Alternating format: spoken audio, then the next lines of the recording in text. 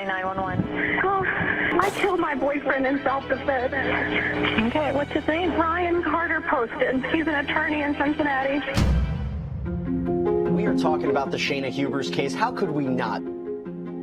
There was no doubt about who pulled the trigger. This wasn't a whodunit.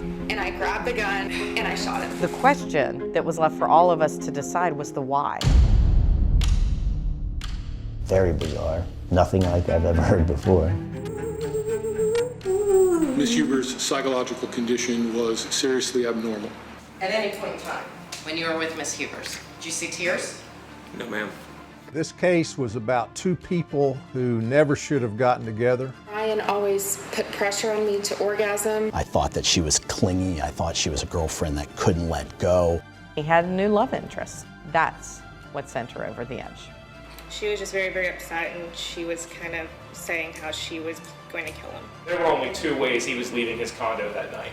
Either as Shayna's boyfriend or in a body bag.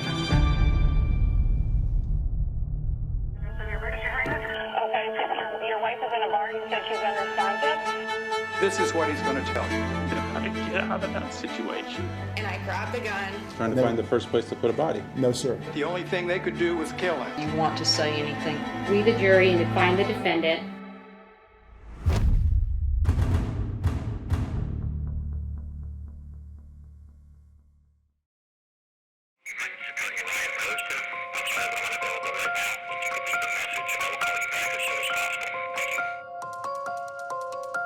Ryan was the most laid-back, easy guy you'd ever meet. He was a very good lawyer. Carried himself like a professional. It was always important to Ryan to carry yourself. Looks mattered to Ryan Poston, a young Cincinnati lawyer. You always have to look professional. You have to look like a lawyer. He thought that it was important. And looks mattered to his new girlfriend, Shayna Hubers, a college student across the river in Kentucky. Shayna Hubers is a very talented woman. She got through school in 3 years. She had a scholarship in music. She had a lot going for her. He added her as a Facebook friend after he saw some photos from her from spring break. Shayna is a very pretty girl. You know, that's undisputed.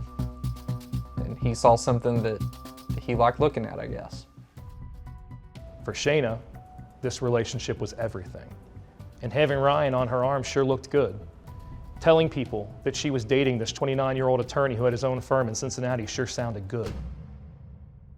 They dated on and off for more than 18 months, leaving a trail of text messages that documented a very rocky, on-again, off-again,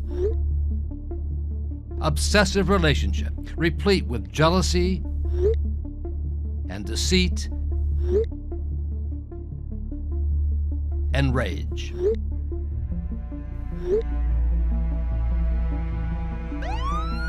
A relationship that would end with Ryan Poston dead on his apartment floor and Shayna Hubers on trial for murder. I grabbed the gun and I shot him. In the days leading up to his murder, Ryan was pulling away.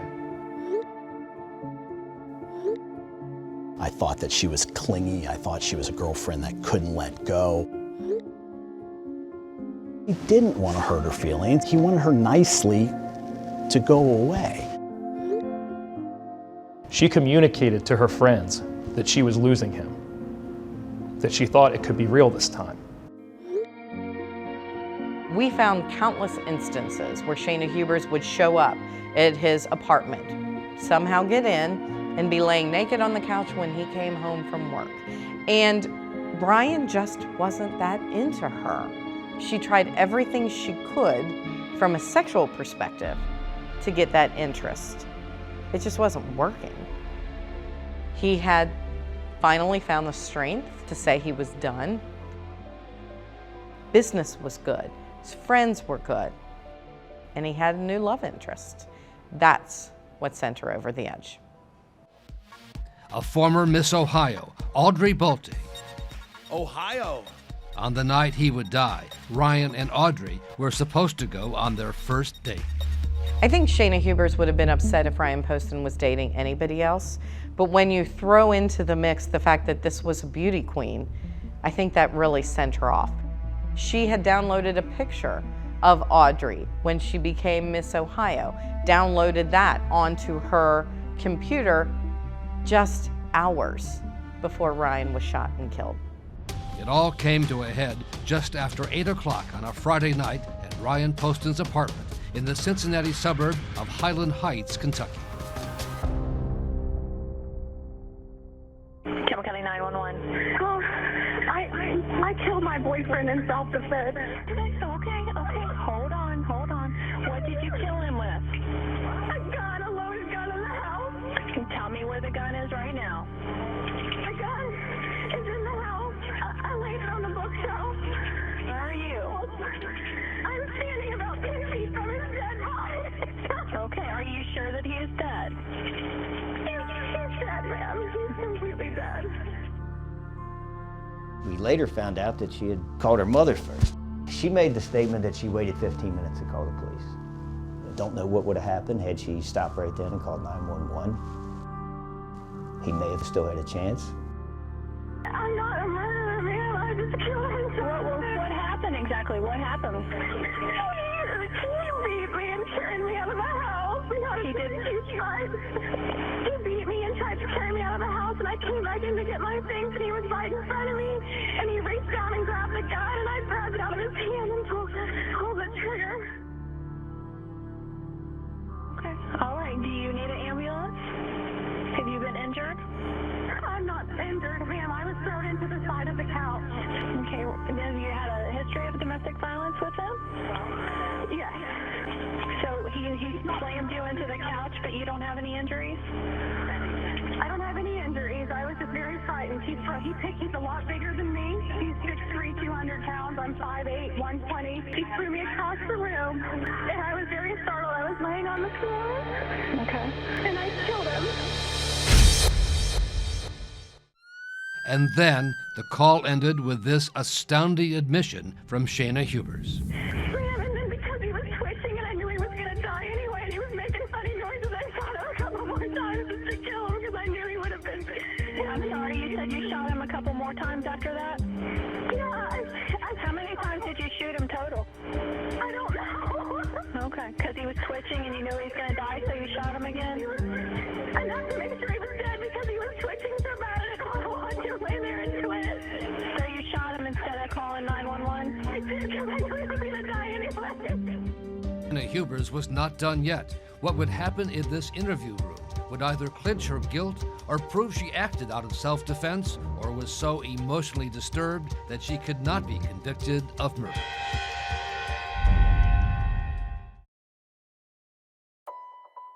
Your name is Shayna? Shayna Hubers. The right to remain silent. Anything you say can always be used against you in a court of law. After giving her Miranda, she said that she wanted an attorney, and I pretty much quit asking her questions. She started talking. I don't have any serious injuries that I could have had. Right. And I shot him in self-defense because he's done stuff before where I've hit my head on a headboard and could have died. She didn't like to be in there by herself. She wanted someone there the whole time to hear her side of the story, to hear her talk. It's really messed up that we had to get into a physical fight and that this had to happen, you know. And if I could go back and go over again, I would rather have my head beat into the coffee table. We were obviously ready to listen and wanted both sides of it. And, you know, at this point that we have enough information to know if there had been a past of any type of abuse. That night we didn't know that. And he had put his arm across the table and had it in my face and was screaming at me at the top of his lungs after he had thrown me around the room. And was saying emotionally to me, "You're a Billy. I hate you. I hate your fucking Eastern Kentucky accent. I hate your mother. I hate you. I hate everything about you for what you are." At one point she said he picked her up and threw her across the room. He was throwing me around the room. And then he drug her out and threw her out the door. You know, there's going to be some red mark and some kind of bruising, something that would indicate there was was some struggle. There was nothing like that in this case. And her account of a struggle in the apartment did not match the crime scene photos. Nothing was disturbed on the table. The bookcase had bullets standing on end, had pipes, like smoking pipes, had books. Nothing knocked over. He was like this. And then Shayna began to recount her version of Ryan's final moments. Went like this. Literally. That's when I knew he was dead. Or close to it and twitching. I was in a back room with Chief Birkenauer listening to the words that she said. And I continued to find myself shocked by the harshness of her words, kind of a flippant nature. Shot it once and didn't shoot again for a while. But I was watching him die. And it was so painful to watch him die and to know that I had done that. That I just walked around the table and shot him where I knew he would die immediately. Bill and I turned to each other and said, did we really just hear that? Did she really just say that? Over the years, I've seen people who have been in shock. I've never had anybody tell me that someone pirouettes when they're in shock, that someone sings when they're in shock, that somebody snaps their fingers and says, I did it, when they're in shock. I did. Yes, I did. She was desperate to tell her story, to have people hear her side. She wanted to get that all out there. And I really think in her mind, Shayna thought that everybody would just buy it, that none of us were smart enough to see beyond the facade. For prosecutor Michelle Snodgrass, it seemed like a slam-dunk case of murder. And at first, that's just what happened. Sentenced to 40 years for killing her boyfriend. His name was Ryan Poston. Shayna Hubers guilty of murdering her boyfriend, Ryan Poston. The jury recommends 40 years, an emotional day for the family of the man shot to death. But less than a year later, a crushing blow. Well, it was discovered that there was a juror who had sat on our first jury who had previously been convicted of a felony offense. Under the law in Kentucky, if you have a prior felony conviction, you are excluded from serving on a jury. Shayna Hubers' conviction was overturned, and the judge ordered a new trial. There was disappointment on our part, but the real struggle for us was the pain for Ryan's family. That closure was torn away from them, that peace of mind was torn away from them, and that they were going to have to undo whatever healing they had done and live it all again. At the Kentucky jail where she had begun serving her 40-year sentence, Shayna Hubers was jubilant. Now she had a new chance to tell her story, a new chance for freedom. This was her last chance. We had no idea what direction her defense was going to go. We had no idea what she might take the stand and say. We knew all bets were off.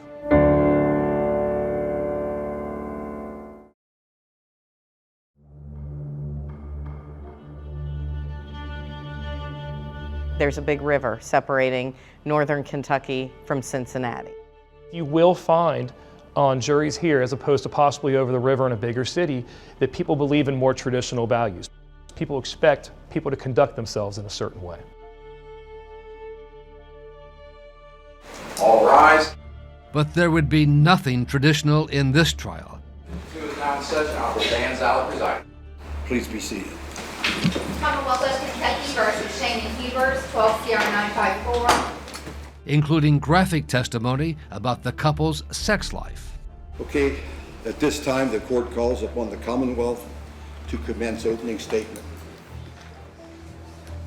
Ladies and gentlemen of the jury, Ryan Poston was alive for each of the 6 shots that Shayna Hubers pumped into his body. He was alive when she shot him here, here, here, here, here, and here. And he was alone, except for the woman standing over him, gun in hand. His murderer. Her. Shayna's young. She's attractive, she's articulate, she's well dressed.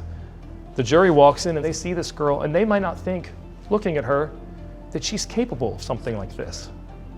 And that's why it was so crucial to give them the picture of who she really is. You're gonna come to see that she is jealous and she is calculated, and most of all, ladies and gentlemen, she is manipulative. Someone who would go to the ends of the earth to get her way, because in her world, what Shayna wants, Shayna gets, and what she wanted more than anything in 2012 was Ryan Poston. There were only two ways he was leaving his condo that night, either as Shayna's boyfriend or in a body bag. For the new trial, Shayna's family hired a new lawyer. Good morning, ladies and gentlemen.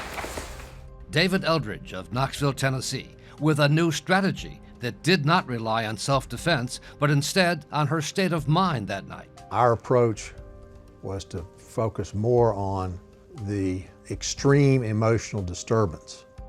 Kentucky's murder statute says if you kill someone, intent to kill them, that it's murder unless it's done under extreme emotional disturbance for which there's a reasonable cause. I knew it was already done. It was already done.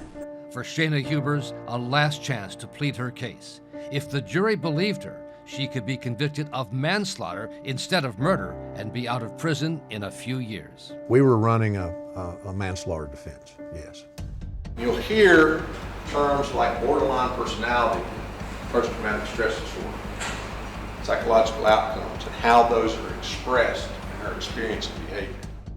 And Shayna Hubers' defense lawyer painted a much different, darker picture of Ryan Poston than the jury had heard from the prosecution, feeling the stress of his job the night he was killed. He is in a very dark mood, is very upset.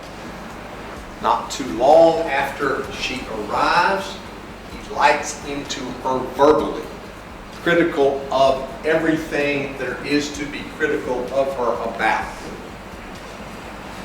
Her mother, her family, her education, where she's from, her appearance, vile comments to her, verbal assault. And you will hear about how he looked, how his eyes were frightening, scary, dark. Burst out the door and physically attacks her. Or slams her arm into the door, physically attacks her. We believe the evidence would show you that Miss Hubers is not guilty of this trauma. That she was privileged to act in self-protection, or she was acting under extreme emotional distress.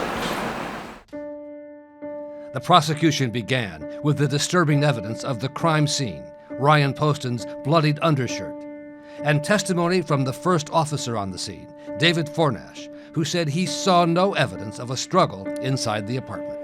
What would you have expected to see if there was a struggle over top of the table? I would have seen things knocked off the table and knocked over on the table. Was it? No, ma'am. Was anything knocked over? No, ma'am. One last question. At any point in time, when you were with Miss Hubers, did you see tears? No, ma'am. Nothing further. But for the prosecution, there was no stronger evidence than the video made of Shayna Hubers in the police station that night, played for the jury on the very first day. They saw her dancing, her singing, her admissions. Yes, I did. Her lawyers tried to put the best face on it, saying it supported the theory of emotional disturbance. I think it's just bizarre behavior, brought on by the stress of what she's gone through and her own psychological condition. Even so, Because I didn't want to watch him die. Any defense lawyer would tell you that they would just as soon their client not have talked on a videotape. I knew it was already done. It was already done. For 3 hours after the events. No defense lawyer would say that was a good idea. Your Honor, may we continue? On day 2, the prosecution called one of Shayna's girlfriends, Dr. Christy Euler, a dentist with whom Shayna exchanged some damning text messages about Ryan. Ryan's been begging me to ask if you could do his veneers. To please F them up and make him ugly so he'll never get another girl. I hate him. And what is the next exchange between yourself and Miss Hubers? When I go to the shooting range with Ryan tonight, I want to turn around, shoot and kill him, and play like it's an accident. When the prosecution called the former Miss Ohio, Audrey Bolte, to testify, she described the relationship with Ryan as just developing beyond Facebook friends. Did you ever meet Ryan Poston in person? No. Based on cyber communications, how did he strike you? Funny and smart. To be frank, I think that Miss Ohio was called as a slap in the face to Shayna. I think they did it to get under Shayna Hubers' skin. I really do. Mr. Alden, please proceed with cross-examination. Shayna Hubers' lawyer used the beauty queen's testimony to show how Ryan was two-timing Shayna. Do you recall that he told you that he had plans to watch the vice presidential debate with his parents?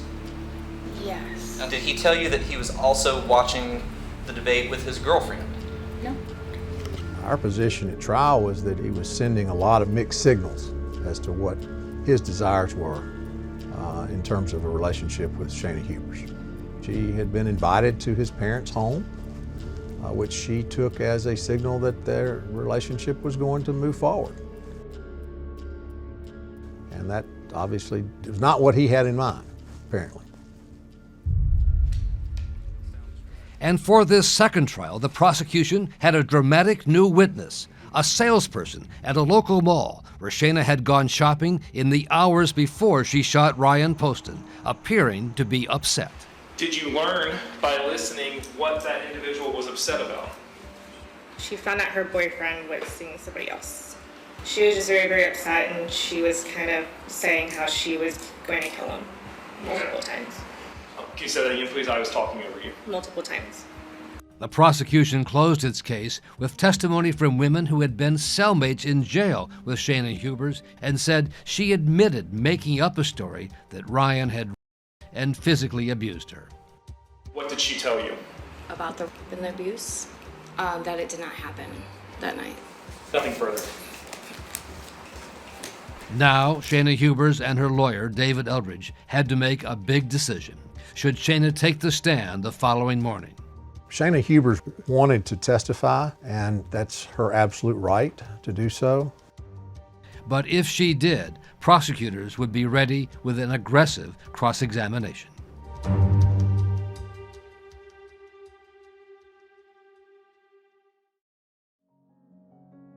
The defense of Shayna Hubers started strong, with neighbors who lived in Ryan Poston's apartment complex. Would you raise your right hand? It helped to back up Shayna's claim that she had been abused months before by Ryan. This summer, she came to my door and was crying, and so I let her in. And she had like a red mark on her arm, right in here, maybe about the size of a handprint. Okay.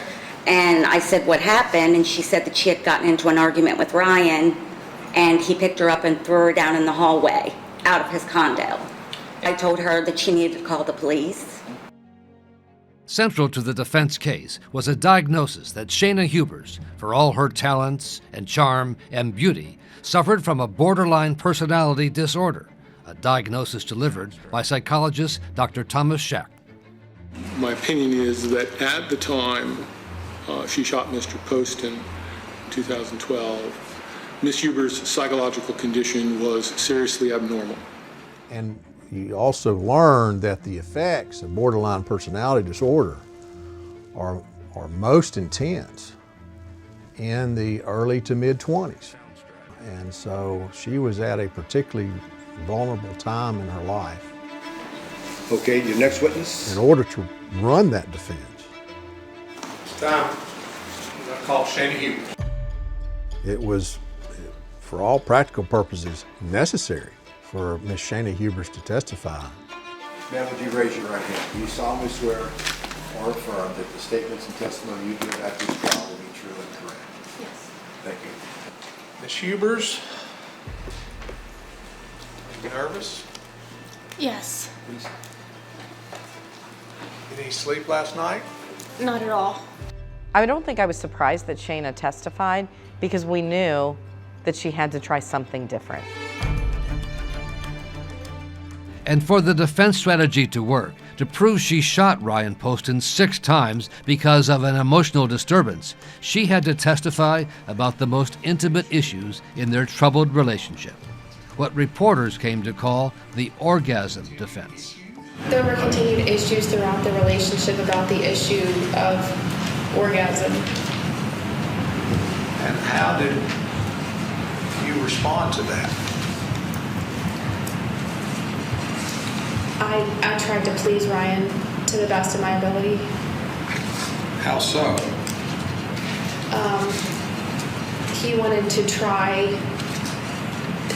different things, and he ordered different things off the internet to help me achieve orgasm. It was something we just had to talk about. She obviously knew that would have to be a part of our discussion. It was not something that she relished by any stretch of imagination. It was not something I relished, talking to a group of strangers about such personal things. Was there any other thing that Mr. Poston encouraged you to do in relation to your ability to orgasm? Yes, sir. And what was that? He wanted me to obtain a G-shot injection inside of my vagina, and I'm sure nobody knows what that is. I didn't know what it was. It's a collagen injection inside of your G-shot, inside of your body. There is no doubt that they tried to imply that Ryan had been emotionally abusive to Shayna. There is no doubt that's where they were going. He screamed at me, "You're a up person, and you're a person because you were touched when you were a little girl, and that's why you can't orgasm, and that's why I can't love you, and that's why no one will ever be able to love you." And then her dramatic version of what happened that night at Ryan Poston's apartment, a violent argument over breaking up. I remember trying to stand up where I was sitting on the floor, and Ryan pushed me back down by my chest. He put his hand on my chest and pushed me back down onto the floor. And I was crying, and I was hysterically crying, and I recall Ryan standing over me and grabbing the gun that was sitting on the table and pointing it at me and saying, "I could just kill you right now and get away with it. Nobody would even know." How did you react to that? I was shocked. I was afraid. I didn't understand what I had done to deserve any of this. Okay. Tell the ladies and gentlemen of the jury what happened. He set the gun back down on the table, and he walked around the table, and he was still talking, and he was still saying hurtful things. I don't remember exactly what. And he was standing up from the chair, and he was reaching across the table, and I don't know if he was reaching for the gun or reaching for me, but I was still sitting on the floor at this point in time, and I got up off the floor, and I grabbed the gun, and I shot him. Yeah, she could play a part for the jurors, for the judge, for the TV cameras. And Commonwealth Attorney Michelle Snodgrass was ready for the cross-examination. Well, we prepped for years for Shayna Hubers to be cross-examined. We had spent 7 years. 7 years we had been pouring through this material. Michelle, Cheryl, and I, and Bill Birkenauer knew this case so well that no matter which direction they went, I knew that we would have something to fight. And it kind of all culminates in that one moment when you actually have the ability to cross-examine the murderer. Hard for you, isn't it true, ma'am, when things end in a way that you don't want them to? Sure, that's difficult for me. Using some of the thousands of text messages between Shayna Hubers and Ryan Poston to challenge the claims that Ryan was the sexual aggressor. If you would read those messages.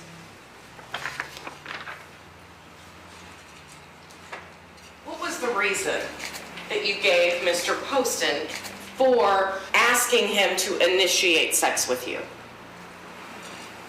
I said I didn't want to force myself on him.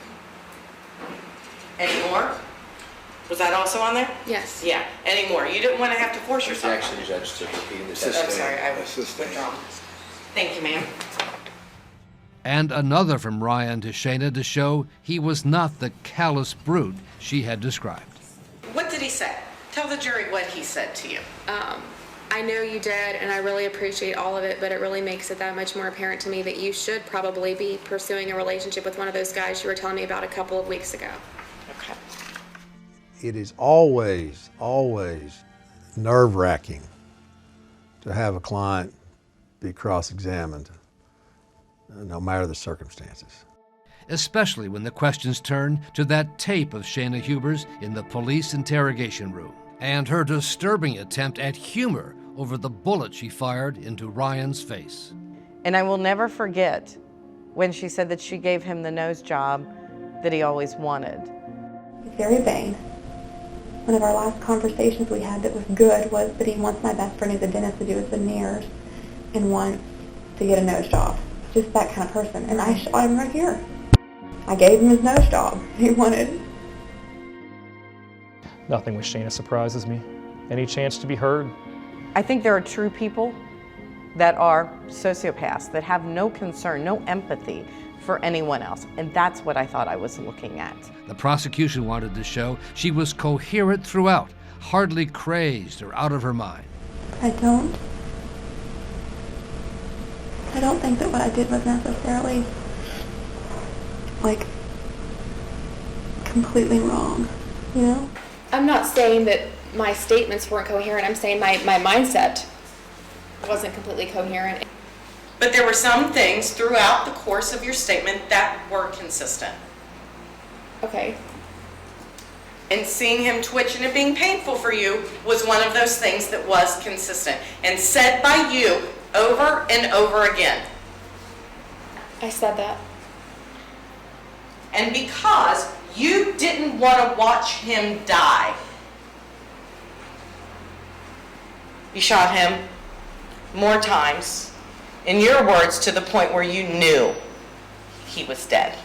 I said those things. Is that similar?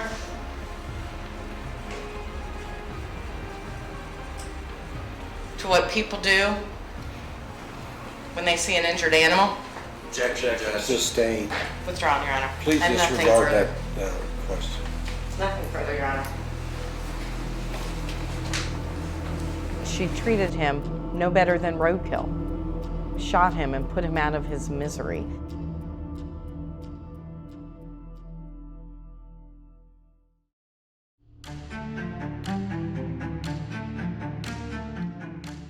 All rise. Kent County Circuit Division 2 is now in session. Ladies and gentlemen, at this time, we will begin closing arguments, and by rule, the defendant goes first. Ladies and gentlemen of the jury, we have told you the truth about Shayna Hubers. Good, bad, embarrassing, humiliating. Certainly we wanted them to go into the jury room thinking that Shayna Hubers acted that night under an extreme emotional disturbance for which there was a reasonable cause. Degrading her own self-worth. I can't love you. No one can love you. You can't orgasm because you were touched as a child, and no one will ever love you. At that time, physical and verbal assault on Ms. Hubers. And it's against that backdrop that they end up on opposite sides of this table with a gun on the table. Shayna's condition combined with Mr. Poston's actions combined to create that extreme emotional disturbance, and thus she was not guilty of murder. Ms. Snodgrass? Yes, Your Honor. Hell hath no fury like a woman scorned. He's burning in hell, and it feels good. Those are her words, not ours.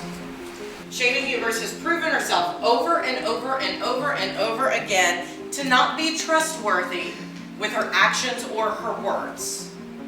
She will lie to get what she wants, just like what she said before. I'll go to the ends of the earth to accomplish my goal. She shot him in the head.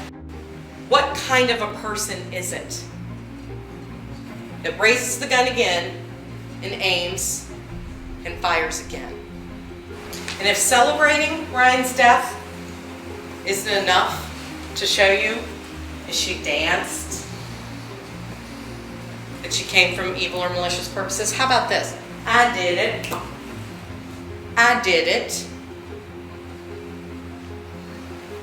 I don't know what could sound more malicious than that. The celebration of taking another person's life. My job was to make sure that the jury knew that once we cleared out all the lies, and once we focused on Shayna's words, the crime scene, and the history in this relationship, that they would see that there was no other choice but murder. The trial had lasted 10 days, but the jury took only 5 hours to return a verdict. Probably would have felt better if they were out longer. We were beyond nervous, sick to our stomachs. Anything other than a murder conviction would have been a devastating defeat. All right, so very good.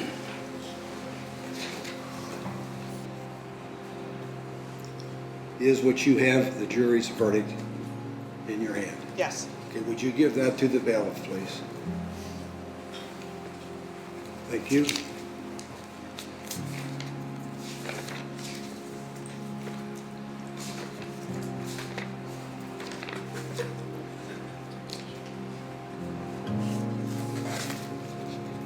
Okay, verdict form. We, the jury, find the defendant, Shayna Hubers, guilty of murder under instruction number 5, signed by the foreperson, Caesar.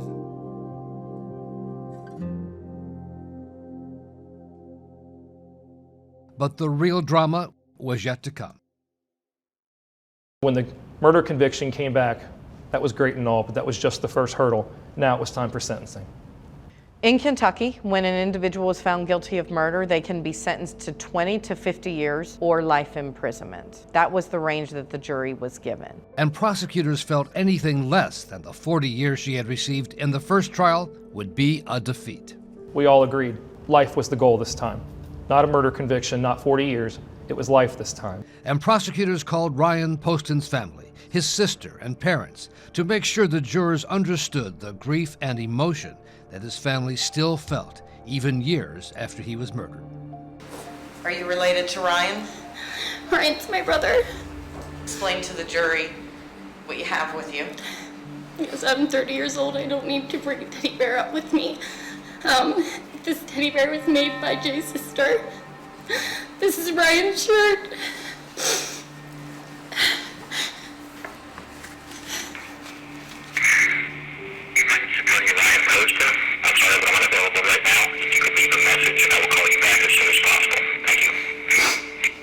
That's it. That's only a voicemail. It is daunting to know that I've got another 30 or 40 years on this earth, God willing. And I'll have another 35 or 40 Christmases without my son. I had my grandchildren stolen from me. I will never hold my grandchildren.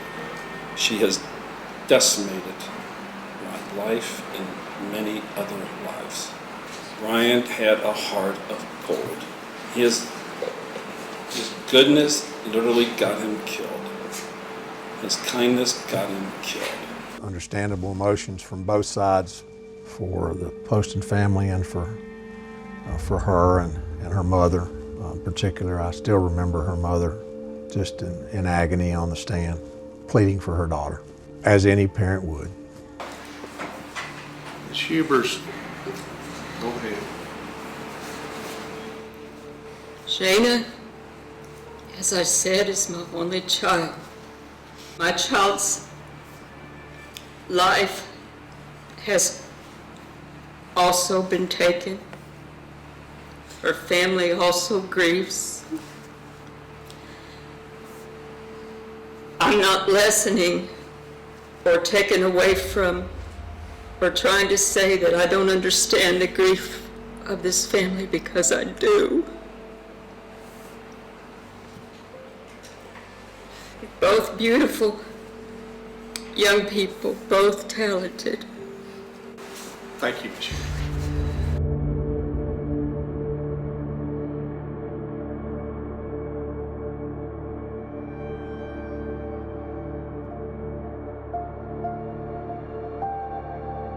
Again, it only took the jury a few hours to reach a decision. And do you have the verdict form? Yes. Would you please give it to the bailiff? Thank you. We, the jury, fix the defendant, Shayna Hubers' punishment for the offense of murder at life imprisonment. Signed by the foreperson. That was what this was all about. That simple word, life. When the jury came back and they read the recommended sentence of life, that simple word was a moment that I don't think many people in this courtroom will forget. There were tears, there were hugs, and there was gratitude. So was there justice? How do you get justice for a life that was taken far too early? There is no satisfaction. You think there's some kind of relief for it, there's no relief. This is going to sound harsh, but I hope her day today is worse than it was yesterday, and I hope tomorrow is worse than it is today. She took a friend of mine for no reason at all. There'd be no penalty severe enough for there to be justice.